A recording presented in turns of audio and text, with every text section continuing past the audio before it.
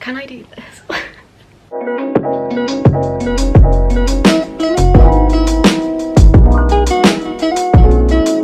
Right, let's get on with it. First of all, I just want to say cheers to me for finally growing a pair of balls and getting to this. I just needed a outlet really for my creativity because I feel like I'm quite a creative person. Hype yourself up, Kate. Go on, girl. I am fortunate enough that I've been able to carry on working, but you get a bit tired of the routine of just going to work and then having nothing to look forward to. So I thought, why not put my energy into something else that could potentially help other people as well, you know, bring a bit of joy to the people. The people. I just thought I'd share a couple of tips and tricks that I have to basically stay sane during lockdown until Boris gets the world back on track. So yeah, cheers to that. So as it's still January, I know a lot of people are making like dream boards and manifestation boards, goal boards, whatever you want to call them. I've seen a lot of people make digital ones, which is really cool because you can have it like for your phone background or your laptop. It's something you can see all the time, so it's like more in your brain, therefore meaning you'll probably think about it more often and be like, oh, that's what I'm working towards, and it's just like present in the front of your mind. However, I am an arts and crafts girl and still a 7-year-old at heart who loves sticking and gluing. I of course had to go and do it on a cork board. I just got this from the range. It wasn't that expensive. This is actually the smallest one they had, which I definitely did make the most of the space that they gave me, but I've got a lot of goals. There's nothing wrong with that. I just literally went on Pinterest and made you could just do a Pinterest board, because I made a pin board on there, saved all the photos that were like what my goals were for this year, printed them out, cut them up and stuck them in with just drawing pins, and it took me maybe an hour in total to do like the pin board on Pinterest and then actually do the cutting and sticking. But I'm not gonna lie, the cutting and sticking is actually my favourite part. In case you're wondering, Taylor Swift is on here because I'm turning 22 this year, and I'm hoping, praying more like, that Boris actually lets me get to have my 22nd, because I didn't get my 21st, so I'm feeling 22, hopefully. But yeah, that's basically it. I'm just gonna leave this. You can hang it up in your room or somewhere that you'll see it all the time. I'm just gonna leave mine at the bottom of my bed because I'll walk past it every day and see it, because it's quite big and I don't really want to hang it on my wall. It's a very cheap activity to do as well if you're worried about cost. So yeah, little vision board. Oh, and if you're doing it on a cork board, I actually prefer to do it on here because I've just pinned them in with drawing pins. Even if you didn't want to do it as a yearly board like I have done, you could just do it as maybe a monthly mood board, goal board, same thing. And then when you've achieved them, you can like just take the pin out and put something else in. Like more versatile than actually sticking something down with glue. As you can see, some of my goals, most of them, are travel. Like you've got Copenhagen, oh no, Copenhagen, Japan, Canada. I think lockdown is getting us all into the daydreaming mode of just going on holiday and running away from Britain. Mine is mostly travel, but I've also got like fitness and good times with the gals, you know? So it's not really a secret that I am a very big bookworm. I would literally read all the time. When I was younger, Georgina Thornley, if you're watching this, she put me off my dream when I was little because I always wanted to be a librarian and she just slated me for it. So she put me right off, but I'm still a bookworm, so not too much. But my second tip is reading, which some of you will just be sat rolling your eyes at me like, Caitlin, we don't want to read. Honestly, reading passes so much time and you're literally living through a different world basically. So I love it personally. I'm currently reading Dolly Alderton's Ghost and loving it. I'm actually not that far into it and I've set myself the almost New Year's resolution slash goal to read at least 2 books a month, and it's the 19th of January today and I'm this far in. So I've got some severe catching up to do, but it is really good so far. So yeah, because I'm wanting to read 2 books a month though. This is my second one. I've heard so many people talk about this book. It's by Vex King and it's basically a self-help book. But I quite like to read like one non-fiction and one fiction at the same time. Not at the same time, but you know what I mean, like next to one another. Gives you a break of being all fantasy or all non-fiction. So yeah, this is my next read that I'm hoping to finish in January as well. Another little thing to slot in with the reading, my boyfriend actually bought me this for Christmas and I think it might be one of my favourite presents. It's Top 100 books and it's like a scratch sheet, and when you scratch them off there's different pieces of artwork and I just think it's the most thoughtful thing ever. This is what it looks like. As you can see, I actually have read a couple already, so I have a big old list to get through, but I just think that the artwork on there is so beautiful. It's such a lovely idea. I absolutely love this. Closely following on from reading, I would say the next thing to do is write. Again, I know a lot of people are just going to be like, What's meant to write about? Nothing is happening. But I'm such a journal person. I've honestly been keeping journals since I was maybe 11 or 12. And I know it's probably just a bunch of gibberish, but honestly it is the best thing to read it back like however many years later and be like, God, what was I thinking, or if only I knew type of thing. Yeah, I honestly recommend journaling to everyone. I'm such a write it down on paper type of person. Like if you've got too much on your mind, I think writing it out honestly is like a form of therapy. It doesn't even have to be massive amounts, just whatever is in your brain that day. I know people are also really getting into like manifesting and stuff, which finally people are on my wavelength. Writing, honestly, if you don't have a journal, go out, well don't go out, maybe order one online. Please buy one. I just think it's a great way to keep track of what has happened to you during your life during the years. Do you know what I mean? Please keep a journal if you take anything from this video. I'm gonna put this in under writing because technically it is. I got this from, I think it was Wilco's. I got it 3 years ago now. So it's a thought of the day book and it holds your thoughts for 3 years. Like it keeps 3 years worth of thoughts and you just fill it in daily. Ignore my stubby nails. Just like 3 lines, just so that you've got something every day for the past 3 years, and it's honestly one of my prized possessions, as sad as that sounds. I love being able to fill it in, so like I'll fill it in tonight and I can see what I was doing or thinking 3 years ago. I just think it's such a lovely little keepsake to have. I just think when I'm old and wrinkly and grey, it'll be something really lovely for me to look back on and be like, to be 19 again, because that's when I started. I'm almost done with the writing section of this, I promise, but I just wanted to throw this in.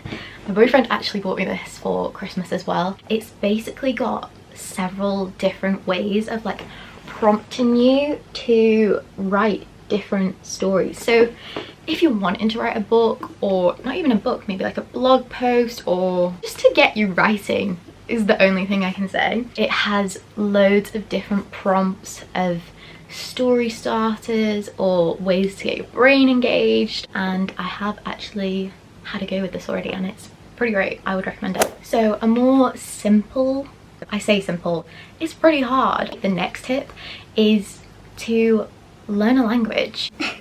There is a story here. In the way back when, in the first lockdown, I was like, I'm gonna learn French. I want to be French. The closest I got to being French is I watched the entire series of Emily in Paris in 2 days and ate baguettes for probably a week straight.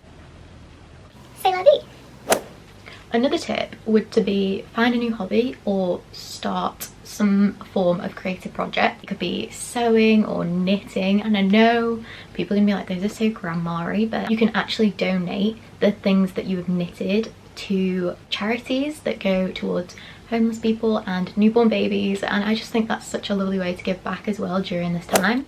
Something that I really enjoyed doing in the first lockdown was this sequin art thing. My nan bought it for me, bless her, because she'd done one and I just thought it was stunning.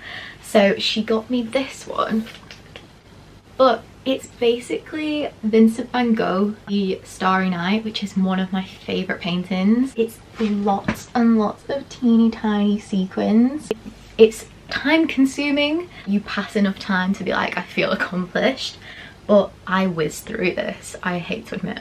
It probably should have taken me way longer than it did, but I was so bored and I was too excited to see the finished product. Yeah, I absolutely love this. So if you just Google like sequin art, just chuck it in Google and I'm sure something along the lines of this would come up. It's a fun time. I really enjoyed myself. Something a little bit less time consuming than the sequin art would be scrapbooking.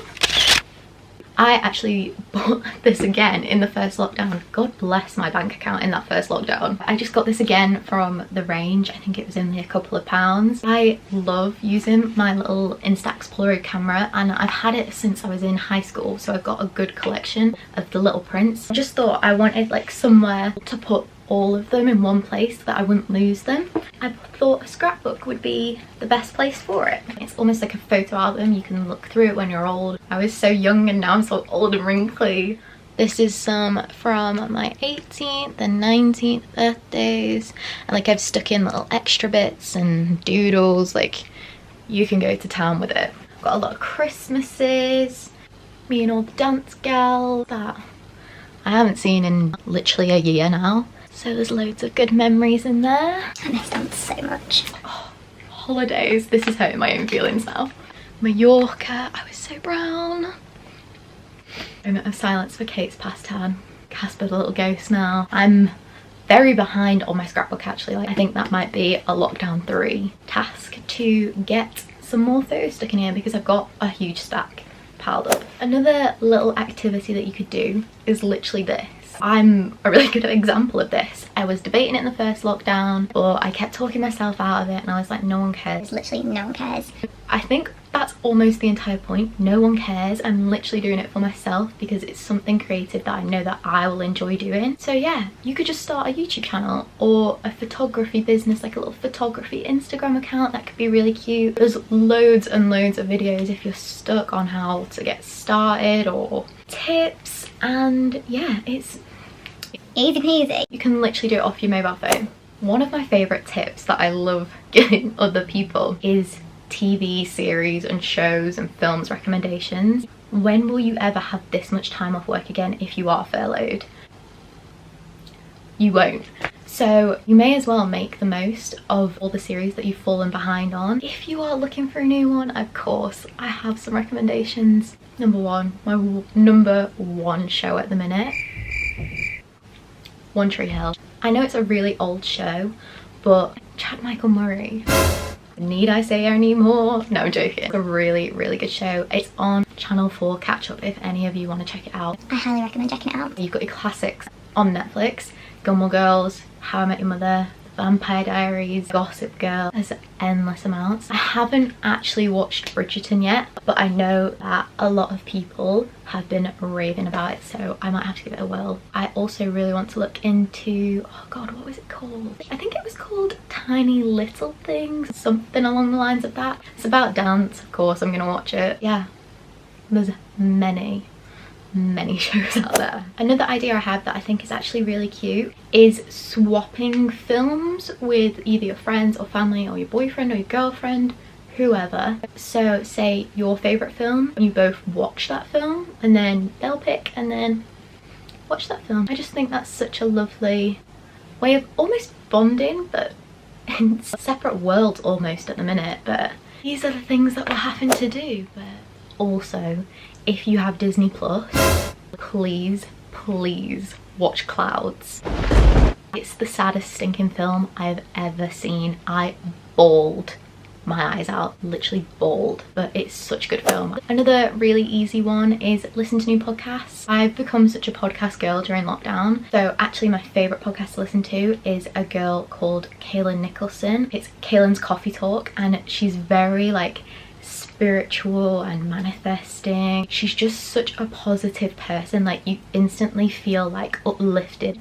She is probably my favourite YouTuber ever. I think she's the most inspiring person. Definitely check her out if you want into lift your vibrations and all that good stuff. The girls' bathroom as well, Sophia and Chintzia, are fantastic. I literally find myself smiling whilst listening to the podcast because you can relate. Just hilarious girls, and their videos are brilliant as well. If you need a bit of a chuckle, definitely give them a listen. I'm not gonna lie, this next one isn't one of my faves, but during the second lockdown, I, for some reason, was smashing my exercise. I was going for runs, eating really well, and I was motivated to do so, I think because of the weather. Whereas now, I don't know if you can hear that, but it is raining.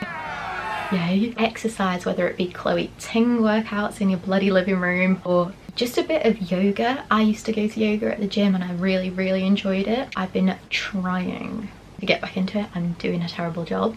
I've also been debating doing a virtual like ballet class because that was my New Year's resolution last year, but obviously I didn't get to go back to ballet because ballet class just wasn't on. There's so many YouTube videos where you can just watch and follow along like in your living room or wherever. And do TikTok dances count as exercise now? I would say they do, right?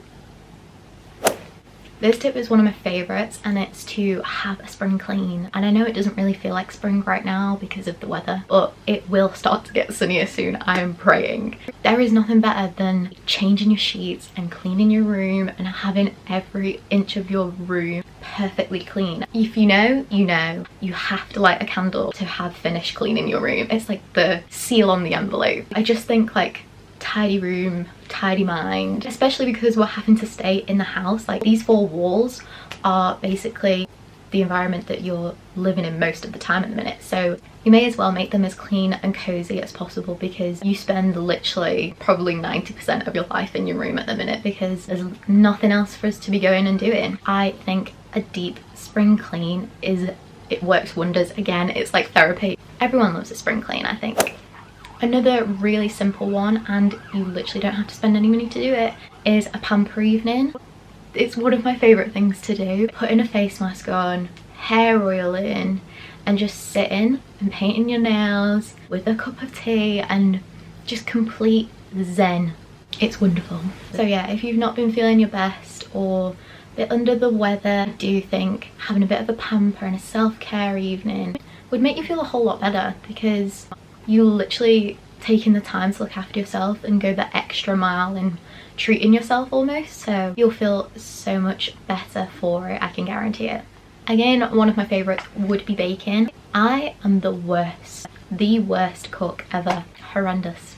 But baking, I could bake for days. Put me on the Great British Bake Off. I think baking is such a good way to like pass the time as well, and like you can do it with your siblings if you have them. It just takes you away from staring at a screen all day as well, scrolling and trying to cut down on screen time. So yeah, I think it is such a nice way to like do something with your family as well. And I know people are on like the January diets, but you don't have to eat it. Obviously, I'm gonna eat it. You've got to try what you've made. It's part of the rules. But if you live in a neighbourhood where you're all really friendly, go and deliver some to your neighbours. I'm sure it would brighten their day. I think that's a really nice thing to do for someone, and it's like making someone else's day for them, like lifting their spirits as well, because they're probably just as sad as we are about having to stay in. One that I haven't really done personally, but I know a lot of people have, is experimenting with your style, like in terms of cutting and dyeing your hair and piercings. I had to pierce my sister's ears with her because she wanted to do that in the first lockdown. That was an experience and a half. And trying out new trends, almost like fashion trends, because I know most of us have probably got TikTok and we see all the different trends flooding on there. But if you're a bit more shy and reserved and you're like, oh, like I don't think that will suit me type of thing, now is the perfect time to try it. Mess around with your clothes and go through your wardrobe and try everything on in weird and wacky ways. Like, you're not going anywhere. No one can judge you. Not that they should anyway. But if you're a bit more reserved about it, you know what I mean? Now would be the time to like find out what you do like wearing and what you think looks most like you or what you vibe with the most, you know? We're nearly finished, I promise. FaceTiming friends would be my next one because some of my closest friends actually live the furthest away from me, which is completely backwards when you think about it, but I wouldn't be able to have such close friendships with them without FaceTime, so FaceTime was always a big thing for us anyway. And you could even make it fun. I know people are sick to death of Zooms and I don't blame you. But you could make it more fun. You could do like a virtual bake-off. I think that's a brilliant idea. I would love to do that. Or a come dine with me even, almost. Or both of you cook the same meal. There's so many different ways you could go about it, and I think you could make it really fun. Last but no means least, I'm gonna end it on such a grandma tip, but a very important tip nonetheless. And that is catching up on your sleep. I know, I can't believe I just said that either. But I know a lot of us have gotten out of the habit of having a good sleep schedule, because it's almost like there's no time concept anymore, because we can almost do whatever we want, especially if you're furloughed. I'm so jealous. Because you fall out of your routine when you've not got to go to work and go and do your daily things that you would usually. But it's so important for you to catch up on your sleep. I cannot function without my sleep. I'm a grandma at heart a little bit, but aren't we all? So those are all my tips and tricks to keep yourself and your sanity intact during this mess. Hopefully lockdown won't last Too much longer. Come on, Boris, you can do it, mate. If I don't get my Taylor Swift 22nd birthday, I really just want my birthday. So yeah, I hope this video was helpful to some of you if you have been struggling of things to do to keep you entertained. And yeah, I will see you very soon. Bye!